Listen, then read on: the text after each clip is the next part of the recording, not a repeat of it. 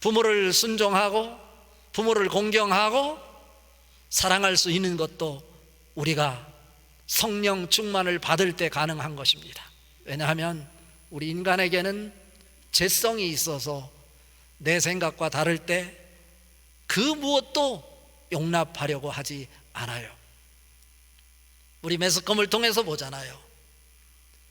자기가 이 땅에 있게 된 근거이고 이유이고 자기의 모든 것을 쏟아서 자기를 키워왔는데, 뒷바라지를 했는데, 자기의 사랑을 다 쏟아 부은 자가 자기의 부모인데, 자기의 이권 때문에 부모를 살해하고요, 부모를 비참하게 짓밟기도 하고요.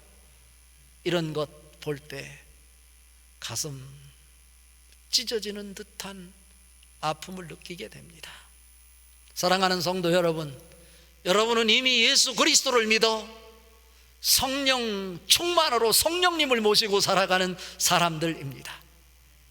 여러분 감정으로, 여러분 지식으로 이 세상을 살아가는 것이 아니라 성령님 생각으로, 하나님이 주시는 마음으로, 내 마음에 들지 않지만, 내 이성으로 이해할 수 없지만 오늘 말씀을 통해 하나님이 주시는 말씀에 순종함으로 하나님 말씀 속에서 하늘의 뜻을 이루어낼 수 있는 하나님의 사람들 될 수 있기를 바랍니다. 오늘 읽은 말씀 1절 말씀 같이 한번 읽어봅니다. 자녀들아, 주 안에서 너희 부모에게 순종하라. 이것이 옳으니라 말씀하고 있습니다. 여기서 자녀들아 라고 시작합니다. 여기서 자녀들아 라고 할 때 헬라어 원어 성경에 보니까 테크나 라고 하는 단어를 쓰고 있어요. 여기서 테크나 라고 하는 것은 두 가지 의미가 있어요. 하나는 아직 결혼하기 전에 사람들, 이것은 나이와 관계없어요. 아주 어린 아이로부터 장년이 되었지만 아직 결혼하지 않고 싱글로 사는 모든 사람들을 포함하고 있고, 또 여기에서 테크나라고 하는 이 단어 속에는 그리스도와 제자의 관계 속에 있는 이 사람 상황을 표현할 때 테크나라고 하는 단어를 쓴다라고 하는 거예요.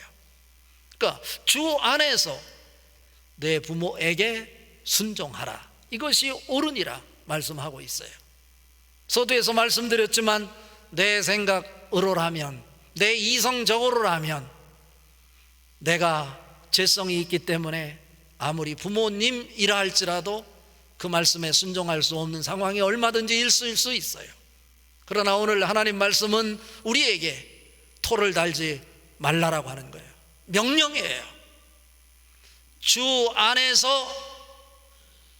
내 부모에게 순종하라, 이것이 옳으니라. 전제가 뭐냐면 주 안에서입니다.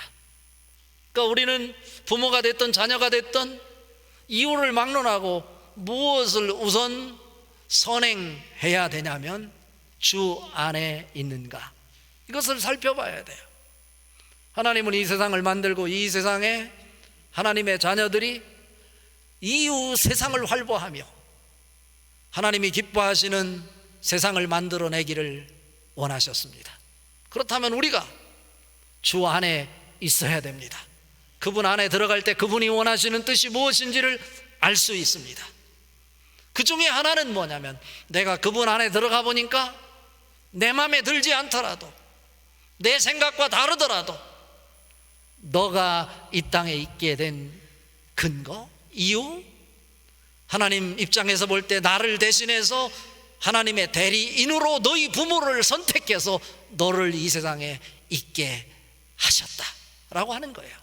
그것 하나만으로도 우리는 부모에게 순종해야 된다라고 하는 것입니다.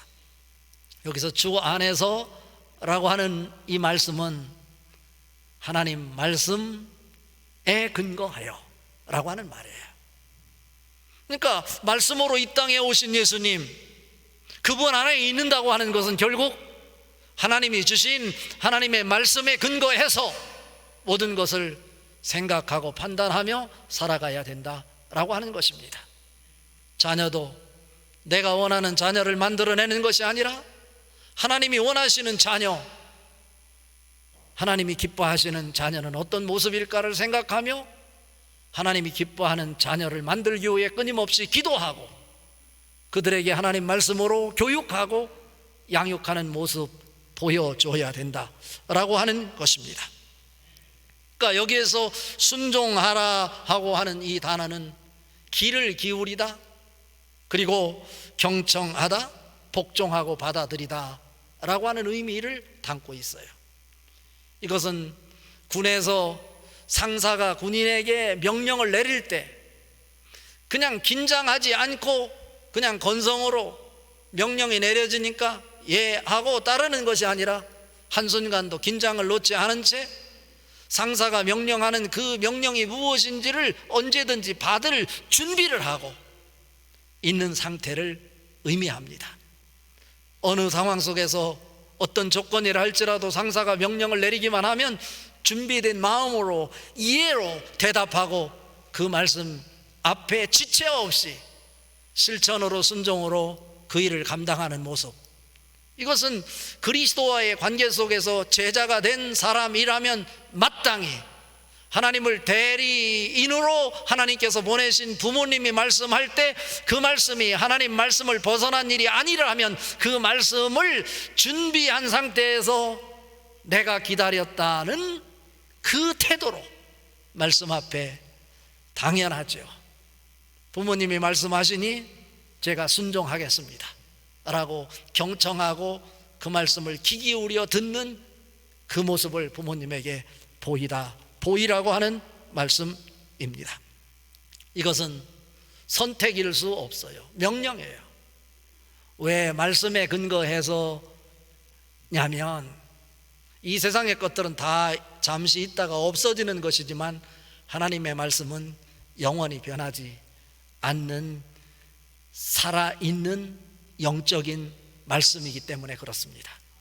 마태복음 5장 18절에 보면 진실로 너희에게 이르노니 천지가 없어지기 전에는 율법의 1.1획도 없어지지 아니하고 다 이루리라 말씀하셨습니다.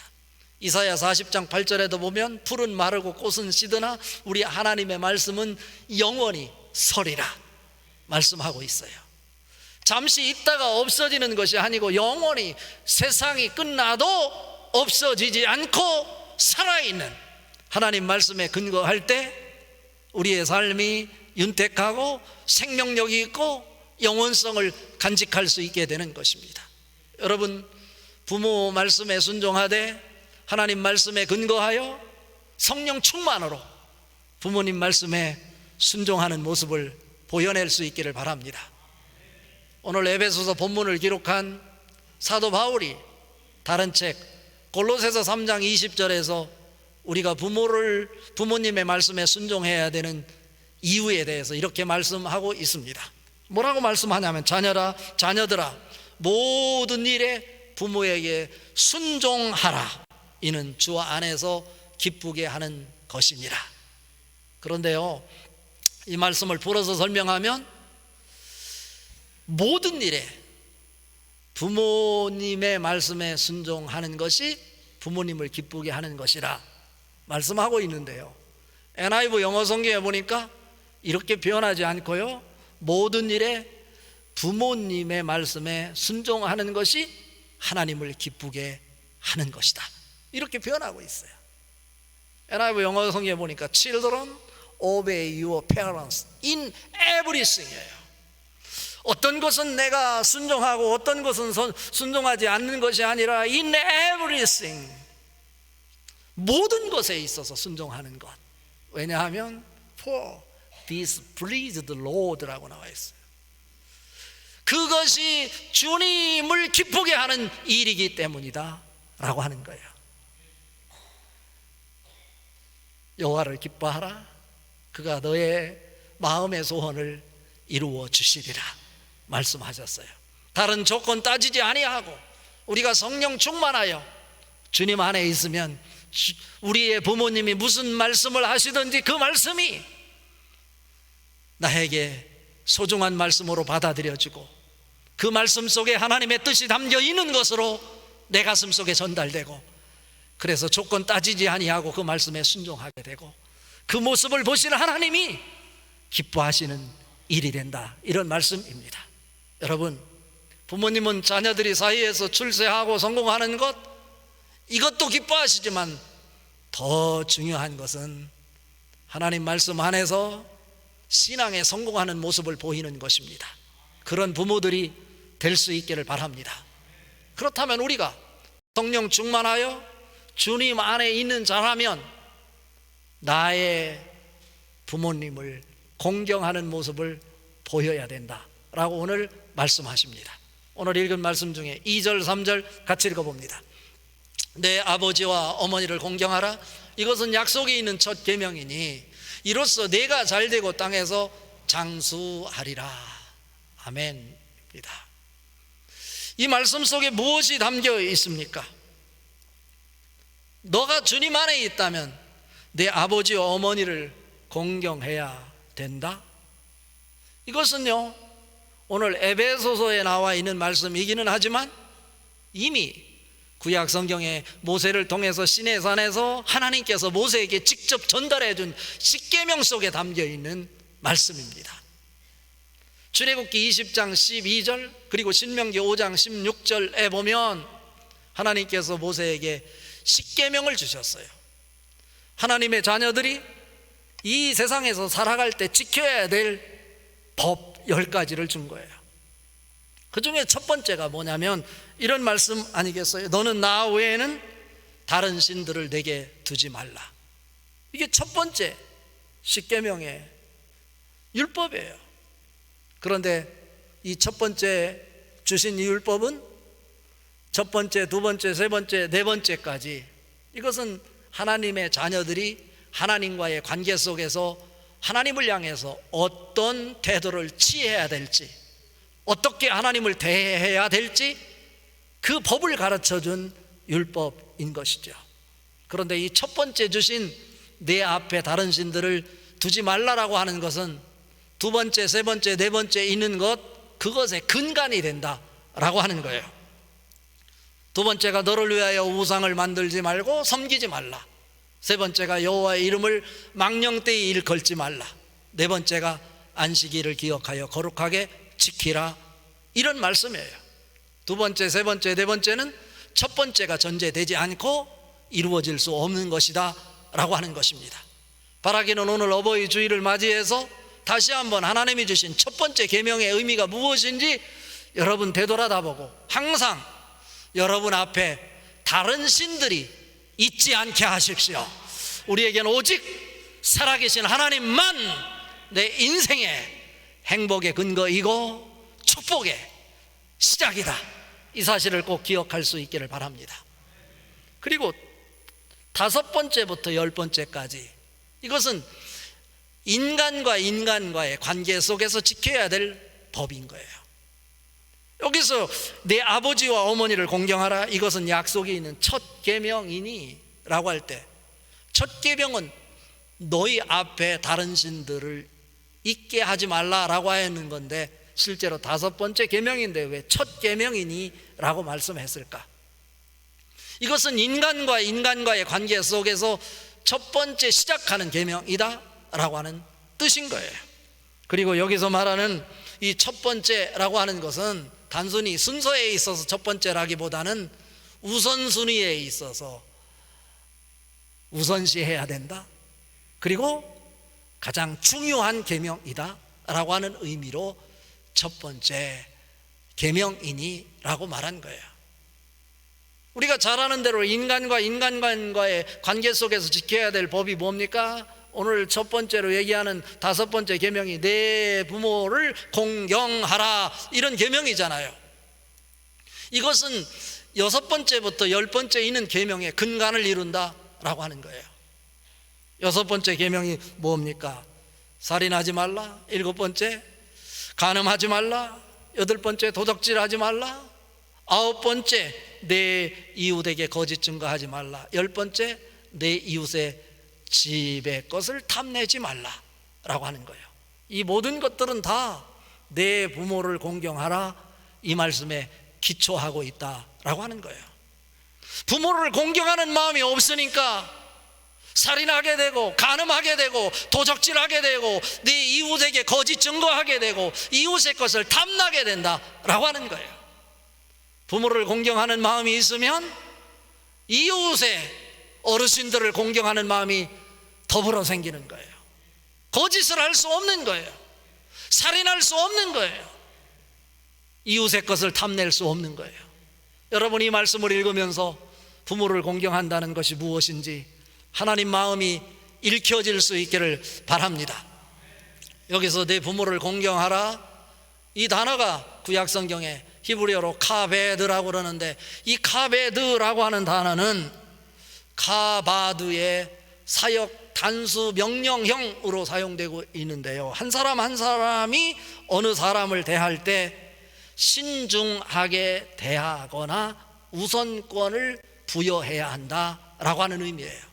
그런 뜻에서 상대방을 대할 때 무게중심을 그 사람에게 둔다라고 하는 의미예요. 그러니까 나와 생각이 다르고 나와 세대 차이가 나지만 나를 위해서 평생 모든 것을 다 쏟아 부어 주셔서 이제는 껍데기밖에 남지 않은 부모이지만, 그 부모를 대할 때 그 부모의 마음을 신중하게 받아주고 그 사람에게 무게중심을 둘 수 있는 마음, 이것이 공경한다라고 하는 마음이에요. 신약 성경의 헬라어로 이것을 번역하기를 티마오라고 번역했어요. 같은 뜻이에요. 가치 중심을 두다, 무게를 두다 라고 하는 뜻인데, 여기에 더 깊은 의미가 있는데, 그것은 뭐냐면 지금까지 나를 위해서 베푸신 그분의 은혜를 현금으로 계산하여 보상하라, 이런 뜻이 담겨 있어요. 여기에 갑자기 현금으로 보상하라니까 현금이 나왔잖아요. 그러니까 여러분, 단순히 꽃만 달아주지 말고 꽃 옆에다가 5만 원짜리를 이렇게 저것처럼 이렇게 감아서 돌돌 말아서 할 수 있으면 여러분 부모님 나이만큼 5만 원짜리로 힘들으면 1만 원짜리로, 그것도 힘들으면 1,000원짜리라도 이렇게 마음을 담아서 부모님에게 드리면 부모님이 기뻐하시지 않을까, 이런 생각을 해보는 것입니다. 잠언 23장 22절에 보면 너 낳은 아비에게 청종하고 내 늙은 어미를 경히 여기지 말지니라, 이렇게 말씀하고 있고요. 또 잠언 23장 25절에 보면 내 부모를 즐겁게 하며 너 낳은 어미를 기쁘게 하라, 이렇게 말씀하고 있어요. 다시 한번 이 시간 우리의 부모님의 그 은혜를 헤아리면서 정말 부모님을 기쁘게 하는 것이 무엇인가를 다시 한번 깊이 생각하고 묵상하는 시간 될 수 있었으면 좋겠어요. 이런 것들을 제가 어떻게 말로 표현할 수 있겠습니까? 여러분이 이 시간 말씀 속에서 감동으로 와닿는 대로 여러분 삶 속에 구체적으로 부모님의 그 귀중성을 인정하고 하나님 대리로 보내신 그 부모님 때문에 내가 이 세상에 존재할 수 있었다는 것, 그것에 대한 감사를 다시 한번 표현하고 가슴에 담고 여러분님 부모님에게 기쁨을 안겨줄 수 있는 하나님의 사람들 다 될 수 있기를 바랍니다. 그리고 그 부모를 공경하는 자에게 이 땅에서 모든 일이 잘 되고 장수할 수 있도록 해주시겠다. 당시에 특히 부모를 공경하지 않는 사람은 이 땅에 살 수도 없었어요. 그래서 출애굽기 21장 15절 17절에 보면 이런 말씀이 있어요. 자기 아버지나 어머니를 치는 자는 죽일지니라.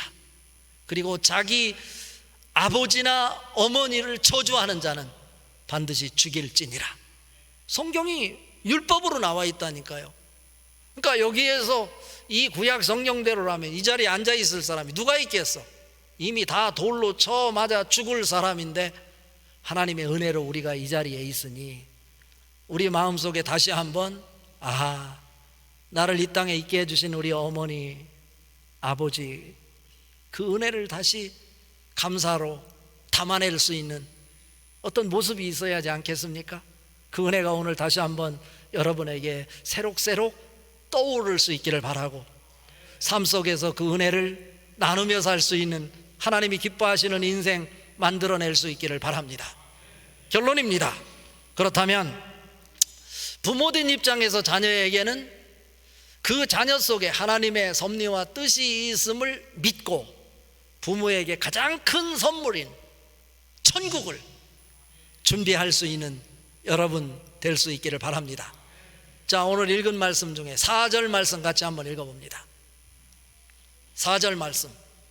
또 아비들아, 너희 자녀를 노엽게 하지 말고 오직 주의 교훈과 훈계로 양육하라 입니다. 사이에서 아무리 출세를 해도요, 돈이 아무리 많아도요, 연세가 드시면 가슴속이 답답하고요, 멍하고요, 밤에 잠이 오지 않고요, 밤잠을 이루지 못한다고 합니다. 왜 그렇습니까? 죽음이라는 단어가 있기 때문에 그렇습니다.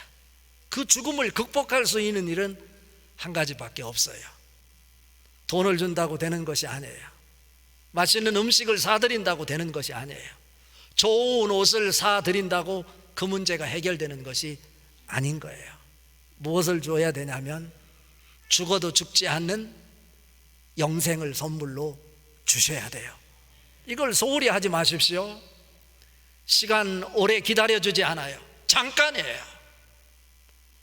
우리의 부모님이 세상을 떠나기 전에 죽어도 죽지 않는다고 하는 영생을 선물로 받고 천국이 나를 기다리고 있으니 나는 기쁨으로 하나님 품에 가겠다, 이런 믿음을 가지고 사실 수 있도록 부모님에게 행복과 기쁨과 영생과 천국을 선물로 안겨드릴 수 있는 여러분 될 수 있기를 바랍니다.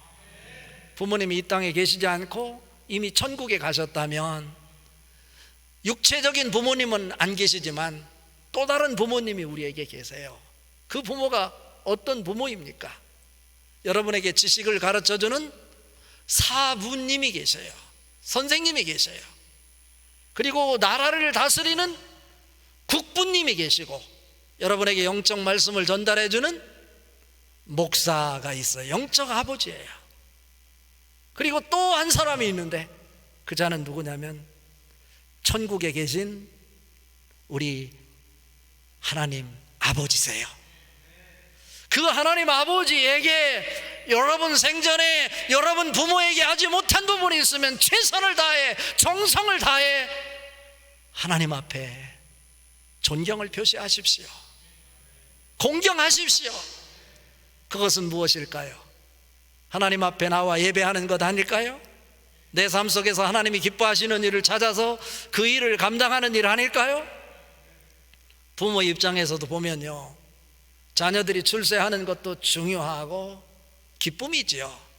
그러나 더 중요한 것은 뭐냐면 교회에서 신앙생활 잘하고 봉사를 할 수 있다면 그것보다 더 기쁜 일이 어디 있을까, 이런 생각을 해봅니다.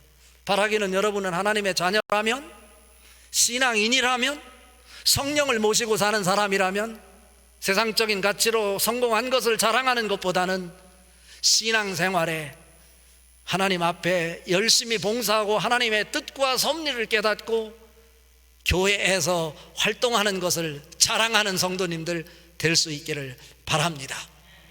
저는 이 말씀을 묵상하면서 모세를 생각해 봤어요. 모세는 어려운 상황 속에서도 생명을 건져내고 구원함을 받은 사람, 그리고 그의 어머니 요게벳이라고 하는 어머니의 양육을 받으며 교육을 받으며 자랐어요. 왕궁에서 자랐어요. 어쩌면 부러울 것이 없는 사람일 수 있어요. 어렸을 때 그의 엄마 요게벳이 모세야, 너는 다른 사람과 달라야 된다. 내 혈관에는 하나님의 보혈의 피가 흐르고 있단다. 너는 하나님의 사람이란다. 세상 사람과 다르게 살아야 된다. 이 교육을 받고 자랐어요. 그럴 때 그가 히브리서에 고백하는 그 믿음의 장성한 모습을 이렇게 소개하고 있어요. 히브리서 11장 24절부터 26절까지 보면 믿음으로 모세는 장성하여 바로의 공주의 아들이라 칭함받기를 거절하고 도리어 하나님의 사랑과 함께 고난받기를 잠시 제약의 낙을 누리는 것보다 더 좋아하고 그리스도를 위하여 받는 수모를 애굽의 보화보다 더 큰 재물로 여겼으니 이는 상주심을 바라봅니다. 멋있지 않습니까? 먼저는 여러분이 그러한 믿음의 모습을 보이시고 그러한 자녀가 될 수 있도록 하나님의 말씀과 교훈으로 양육할 수 있는 하나님의 사람들 될 수 있기를 바랍니다. 부모들은요, 자녀가 잘 되고 신앙적으로 장성한 모습, 그것보다 더 기쁨이 없다고 이렇게 생각하고 있어요. 그러니까 부모에게 기쁨을 주는 것은 내가 신앙 안에, 말씀 안에 살아가는 모습을 보이는 거예요. 그 모습이 여러분에게 넘쳐나기를 바랍니다. 그럴 때 부모님이 우리가 신앙생활하는 것 보고 신앙적으로 장성한 장부가 되어 있는 모습 보고 기뻐하시지 않겠어요? 그 모습 보고 기뻐할 때 그 부모님의 가슴 속에서는 하늘의 에너지가 넘쳐나고, 하늘의 에너지가 넘쳐날 때 건강하실 수 있고 잔병 없이 이 땅에서 120세 장수하고 하나님이 오시라 할 때 기쁨으로 천국에 아름다운 천사들의 노래를 들으며 천국으로 이사를 가게 될 거예요. 그런 은혜가 여러분들에게 넘쳐나기를 바랍니다. 그리고 여러분의 정말로 하나님의 사랑을 입은 하나님의 자녀라면 여러분 부모 앞에서 여러분이 결혼했다면 내가 못 산다 이런 말도 하지 말아요. 나 가진 것 없다, 돈 없다 이런 얘기도 하지 말아요. 우리 부모님들은 사소한 말 한마디 들어도 밤잠을 자지 못하고 고민하세요. 우리 자녀가 없다는데. 그러니까 여러분 결혼했으면 이유를 막론하고 잘 살아야 돼요. 그리고 잘 사는 모습을 부모님에게 보여주어야 돼요. 그럴 때 부모님이 행복하실 수 있는 거예요. 여러분 실제적으로 그러한 부유함이 없다 할지라도 신앙적으로 잘 사는 모습을 부모에게 온전히 보여줄 수 있기를 바랍니다. 부모님의 사랑 안에 있을 때 우리가 가장 행복하다는 것 여러분 기억하시고, 말씀 안에 있을 때 인생의 행복이 있음도 더불어 기억할 수 있다면 하나님이 기뻐하시고 여러분의 부모님도 함께 기뻐할 거라고 확신합니다. 오늘 이 시간 다시 한번 우리에게 부모님, 나의 엄마, 그리고 나의 아빠 사랑합니다 마음껏 외쳐볼 수 있는, 그리고 하나님 사랑합니다, 잘 살겠습니다, 멋있는 인생 만들어내는 아버지, 엄마, 아들, 딸이 되겠습니다. 이렇게 고백할 수 있는 신앙의 대장부들 될 수 있기를 바랍니다.